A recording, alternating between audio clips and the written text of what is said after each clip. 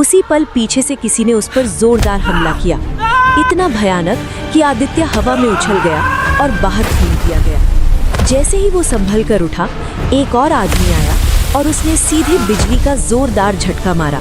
आदित्य एक बच्चे को बस के नीचे गिरने से खींचकर बाहर निकाल रहा था। भीड़ चिल्ला रही थी, ड्राइवर ब्रेक मार रहा था। सब कुछ 1 सेकंड में हुआ। बच्चा बच गया और उसी पल आदित्य की जेब में रखे सारे पैसे हवा में गायब हो गए। न गिरे, न चोरी हुए, बस गायब। आदित्य वहीं खड़ा रह गया। उसने अपने हाथ देखे, फिर खाली जेब। उसके दिमाग में सिर्फ एक सवाल था, ये सब शुरू कैसे हुआ? आदित्य बचपन से अलग था। वो खेलते बच्चों को नहीं देखता था, वो रोते बच्चों को देखता था। कोई गिरता, कोई भूखा, कोई अकेला, और हर बार उसका मन एक ही बात कहता, काश मैं कुछ कर पाता। आदित्य एक मिडिल क्लास परिवार से था। पैसे सीमित थे, ताकत सीमित थी, लेकिन मन बहुत भारी था।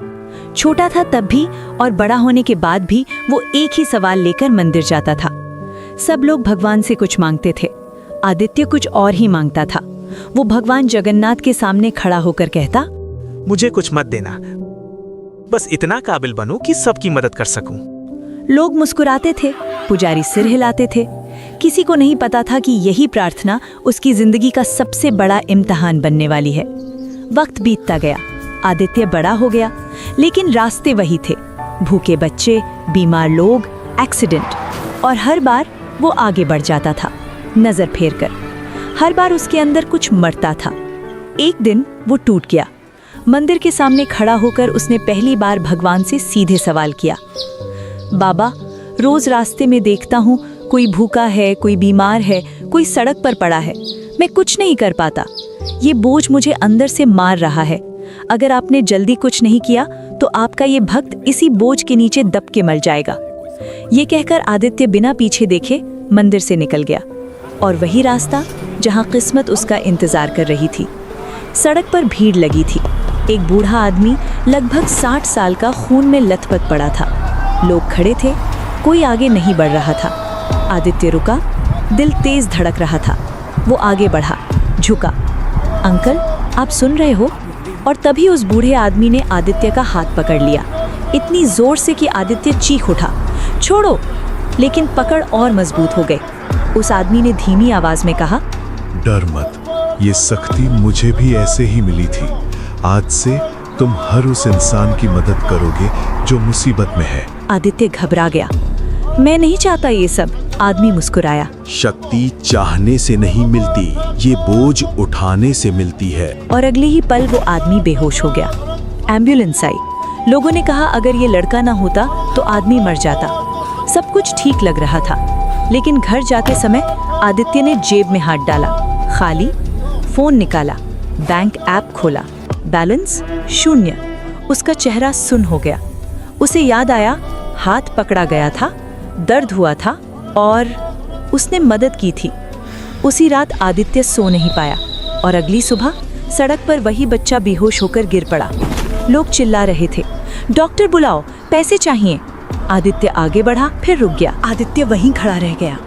भीड़ चिल्ला रही थी, कोई पानी ढूंढ रहा था, कोई फोन निकाल रहा था, और आदित्य के अंदर 2 आवाजें लड़ रही थी। एक कह रही थी, अब मत बढ़ना, तेरे पास कुछ नहीं है। दूसरी कह रही थी, अगर अभी भी रुक गया तो तू खुद को कभी माफ नहीं कर पाएगा। आदित्य आगे बढ़ा। उसने बच्चे को गोद में उठाया। किसी से पैसे नहीं मांगे, कोई सौदा नहीं किया, बस भागा। डॉक्टर ने बच्चे को देखा, इलाज शुरू हुआ। कुछ देर बाद डॉक्टर ने कहा, 2 मिनट और देर हो जाती तो शायद। वाक्य पूरा नहीं हुआ। आदित्य बाहर आकर दीवार से टिक गया। उसके हाथ कांप रहे थे। उसने जेब देखी, फिर फोन, अब भी 0। लेकिन इस बार उसके अंदर कुछ बदला था, डर। पहली बार डर। उसी रात आदित्य मंदिर पहुंचा। भीड़ नहीं थी, घंटियां नहीं बज रही थी। वो भगवान जगन्नाथ के सामने खड़ा हुआ। उसने कुछ नहीं मांगा, बस कहा, अगर ये आपकी चाल है तो साफ साफ बताइए, हर बार जब मैं मदद करता हूँ तब मेरे पैसे क्यों गायब हो जाते हैं?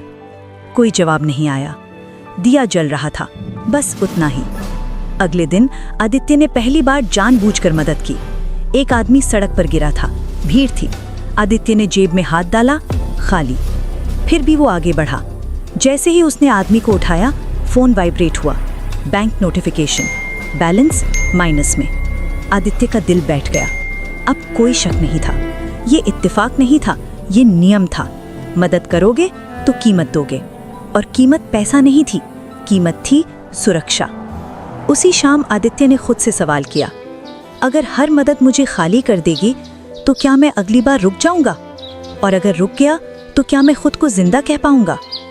उसने फैसला किया, कल वो आखिरी बार आजमाएगा, एक बार और, बस एक बार। और तभी किस्मत ने सबसे भारी इम्तिहान तैयार कर रखा था। अगली सुबह आदित्य तय करके निकला था, आज आखिरी बार, एक बार और मदद, फिर चाहे जो हो। वो बस स्टॉप के पास पहुंचा ही था कि शोर मच गया। एक बस तेज रफ्तार में आ रही थी और सामने एक आदमी फिसलकर सड़क पर गिर गया। लोग चिल्लाए, कुछ पीछे हट गए। आदित्य के कदम अपने आप रुक गए। उसका दिमाग कह रहा था, मत जा, अब बहुत हो चुका, लेकिन उसके पैर आगे बढ़ चुके थे। वो दौड़ा, आदमी को खींचने ही वाला था कि एक पल के लिए उसके दिमाग में एक ख्याल आया, अगर अभी गया तो सब चला जाएगा, घर, माँ, भविष्य। उसके हाथ कांप गए। बस हॉर्न बजा रही थी और तभी उसने अपनी आंखें बंद कर ली। उसे समझ आ गया, ये मदद नहीं है, ये चुनाव है। वो आदमी को पकड़कर पूरी ताकत से खींचता है। दोनों सड़क से बाहर गिरते हैं। बस निकल जाती है। भीड़ सांस छोड़ती है। लोग तालियां नहीं बजाते, कोई हीरो नहीं कहता, सब बस आगे बढ़ जाते हैं। आदित्य जमीन पर बैठा है। उसने जेब में हाथ डाला, खाली। फोन निकाला, एक के बाद एक नोटिफिकेशंस आने लगे। बैलेंस 0, सेविंग्स 0, क्रेडिट 0, सब कुछ एक सेकंड में। आदित्य हंस पड़ा। हंसी ऐसी थी जिसमें खुशी नहीं थी। वो उठा, धीरे धीरे चला, घर पहुंचा। माँ ने पूछा, खाना खाएगा? आदित्य ने मना कर दिया। उसने कमरे का दरवाजा बंद किया और पहली बार खुद से पूछा, अगर यही नियम है तो क्या मैं इसे निभा पाऊंगा?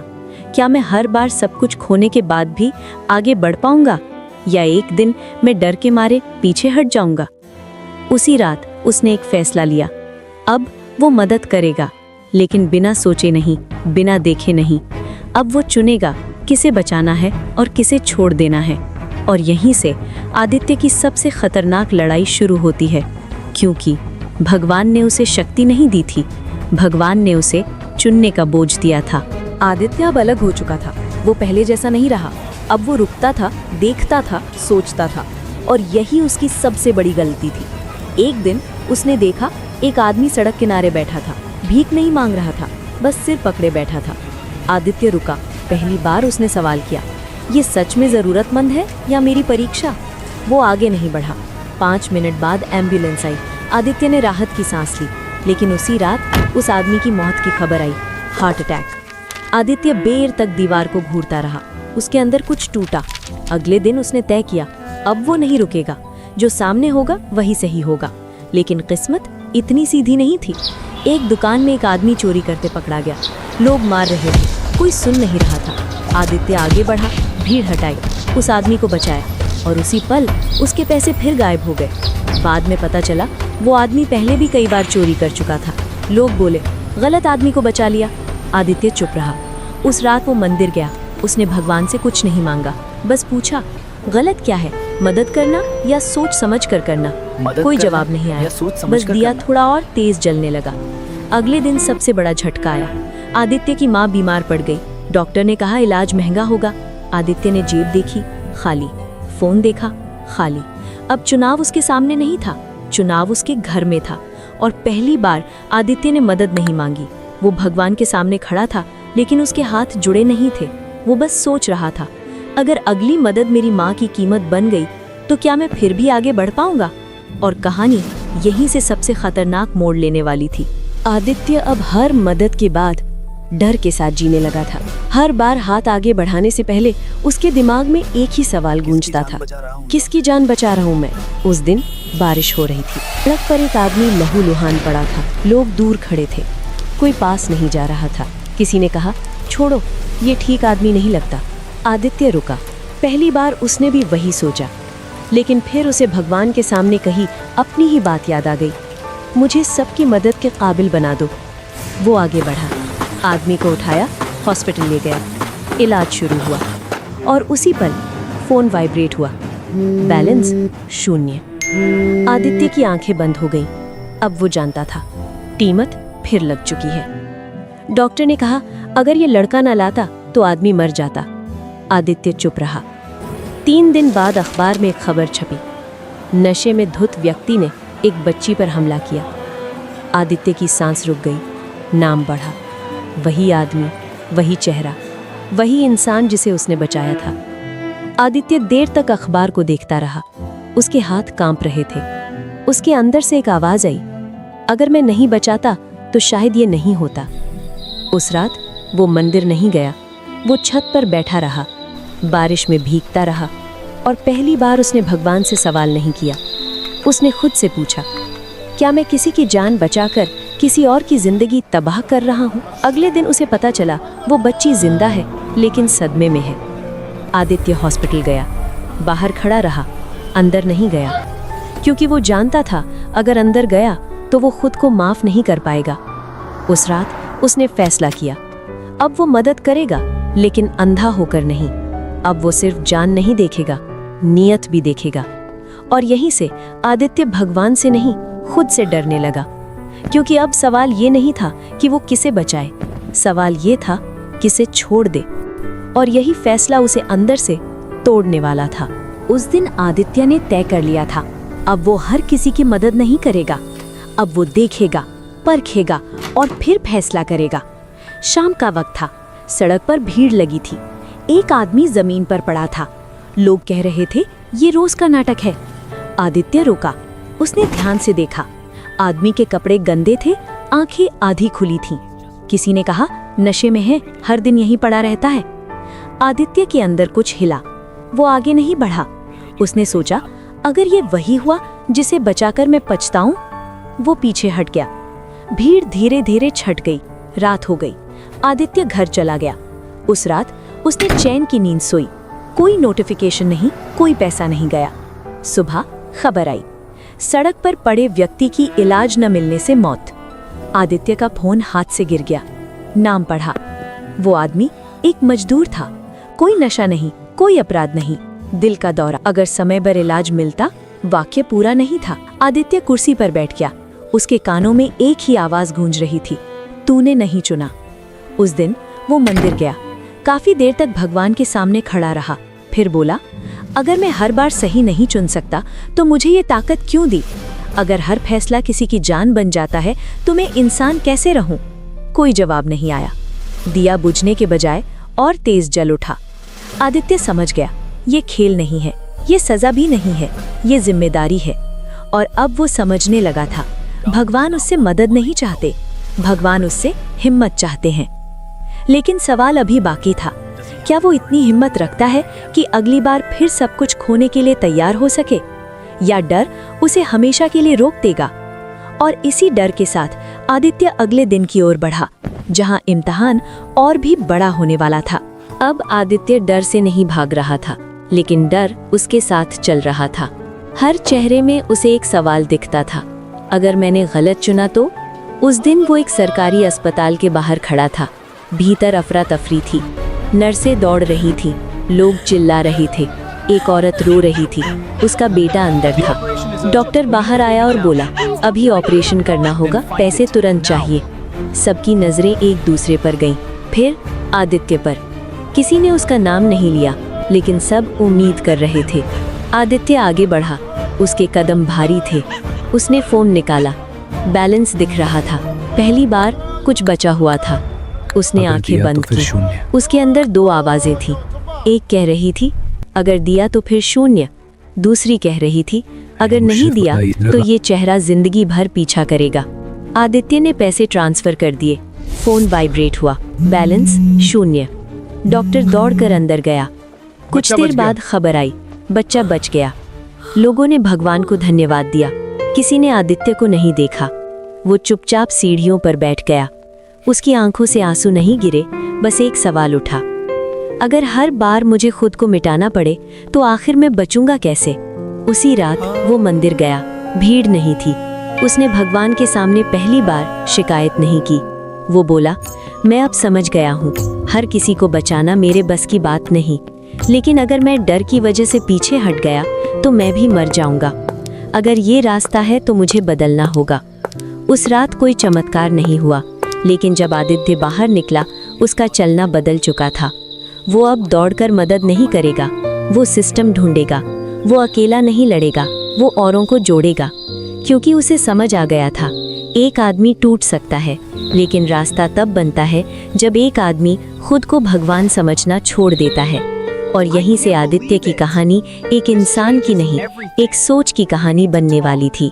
आदित्य अब समझ चुका था, अकेले दौड़कर वो दुनिया नहीं बदल सकता। हर बार खुद टूटने से वो किसी को नहीं बचा पाएगा। तो उसने दौड़ना छोड़ दिया, उसने जोड़ना शुरू किया। अगले कुछ दिनों में वो हर उस जगह गया जहां मदद आखिरी वक्त पर पहुंचती थी। अस्पताल, एम्बुलेंस स्टैंड, फार्मेसी। वो किसी से पैसा नहीं मांगता था, वो किसी से दया नहीं चाहता था, वो बस एक सवाल पूछता था। बच सकती हैं। समय पर मदद मिलने से कई जिंदगियां बच सकती हैं।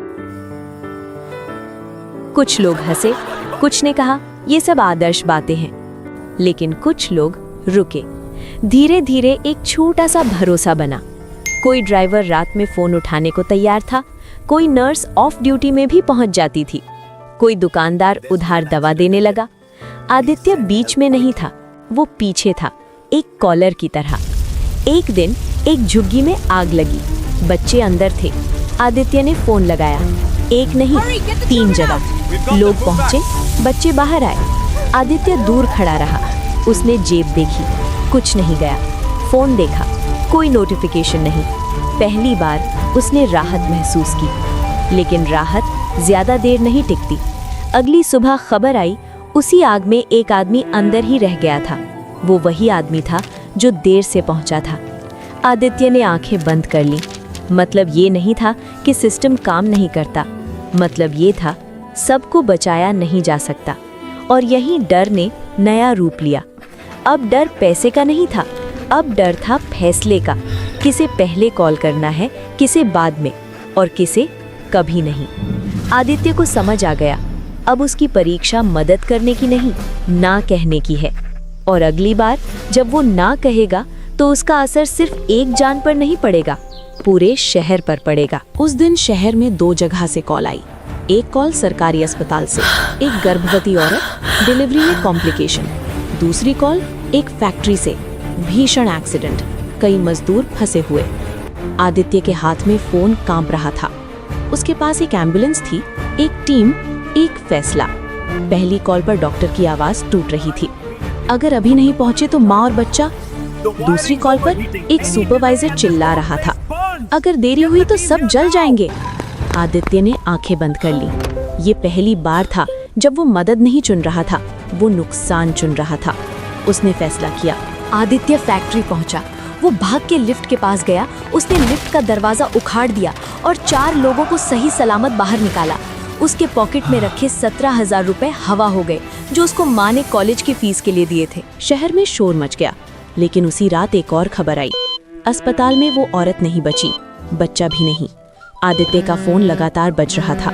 कोई उसे हीरो कह रहा था, कोई कातिल। सोशल मीडिया पर एक लाइन वायरल हो गई, एक आदमी ने फैसला किया और 2 जिंदगियां हार गईं। आदित्य घर से बाहर नहीं निकला। उस रात वो पहली बार रोया, लेकिन आंसू पछतावे के नहीं थे। वो रो रहा था इसलिए नहीं कि उसने गलत चुना, वो रो रहा था क्योंकि कोई सही चुनाव था ही नहीं। अगले दिन मंदिर के बाहर लोग खड़े थे, कुछ फूल लेकर, कुछ पत्थर लेकर। आदित्य अंदर नहीं गया, वो सीढ़ियों पर बैठ गया और पहली बार उसने भगवान से कुछ नहीं कहा। अगर यही रास्ता उसने है तो खुद लोग से मुझे कहा, नायक नहीं कहेंगे, अगर यही रास्ता है तो लोग मुझे माफ नहीं करेंगे, लेकिन अगर मैं अब भी डर से पीछे हटा तो ये सब व्यर्थ हो जाएगा। भगवान ने उसे लोगों का प्यार दिया। और उसी पल उसे समझ आया, भगवान ने उसे लोगों का प्यार नहीं दिया, भगवान ने उसे लोगों का बोझ दिया। और अब ये बोझ और भारी होने वाला था, क्योंकि अगली बार उसके फैसले में उसकी माँ भी शामिल होने वाली थी। उस रात आदित्य सो नहीं पाया। फोन बंद था, घर में सन्नाटा था, और उसी सन्नाटे में एक आवाज बार बार लौट रही थी, अगली बार माँ, सुबह होते ही आदित्य को कॉल आया हॉस्पिटल से। उसकी माँ सीढ़ियों से गिर गई थी। अभी ब्रेन ऑपरेशन में करना होगा। इंटरनल 1 ब्लीडिंग घंटे थी। से ज्यादा देर नहीं हो सकती। What? No. डॉक्टर ने साफ कहा। आदित्य के हाथ सुन्न हो गए। वो हॉस्पिटल पहुंचा। स्ट्रेचर पर उसकी माँ लेटी थी, आंखें बंद, सांस तुरंत धीमी। चाहिए। डॉक्टर दवाइयां बोला। महंगी हैं। आदित्य ने फोन निकाला, नेटवर्क ऐप खोला, लेकिन इस बार वो नंबर नहीं लगा। किसी ने कॉल नहीं उठाई, सब बिजी थे। और तभी एक और कॉल आई। सड़क पर बड़ा एक्सीडेंट, बस पलटी थी, अगर अभी कई लोग एम्बुलेंस नहीं फंसे पहुंची थे। तो कई डॉक्टर जाने की आवाज जाएंगी। आई। आदित्य दीवार से टिक गया। ये वही पल था जिसे वो भागता रहा था। अब फैसला उसकी माँ बनाम अजनबी लोग थे। उसने माँ की तरफ देखा।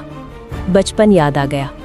वही हाथ जो उसे स्कूल छोड़ने जाते थे, वही आवाज जो कहती थी सब ठीक हो जाएगा। उसने आंखें बंद कर ली और पहली बार उसने भगवान को नहीं पुकारा। उसने खुद से पूछा, अगर मैं अपनी माँ को चुन लूं तो क्या मैं फिर कभी किसी की मदद कर पाऊंगा? और अगर मैं माँ को छोड़ दूं तो क्या मैं इंसान रह पाऊंगा? और उसी पल आदित्य समझ गया, ये परीक्षा किसी को बचाने की नहीं है। ये परीक्षा इस बात की है कि वो किसके साथ जिंदगी भर रह पाएगा, अपनी माँ की याद के साथ या अपने डर के साथ। और यहीं कहानी एक ऐसे मोड़ पर पहुंच गई जहां से वापस लौटना मुमकिन नहीं था। आदित्य ने बैग उठाया और पूरी ताकत से दौड़ पड़ा। दौड़ते हुए उसने जेब में हाथ डाला। माँ के इलाज के पैसे धीरे धीरे हवा बनते जा रहे थे। वो घबरा गया। नहीं, वो और तेज भागा। सामने एक बस पलटी हुई थी।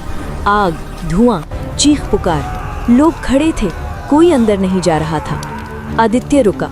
बस के अंदर लोग फंसे थे, बाहर उसकी माँ अस्पताल में थी। उसके दिमाग में 2 आवाजें थी। एक कह रही थी अगर अंदर गया तो माँ के पैसे पूरी तरह चले जाएंगे। दूसरी कह रही थी अगर नहीं गया तो ये लोग मर जाएंगे। आदित्य ने आंखें बंद की और पीछे हट गया। उसी पल बस के अंदर जोर का धमाका हुआ। चीखें, फिर खामोशी। भीड़ सन्न रह गई।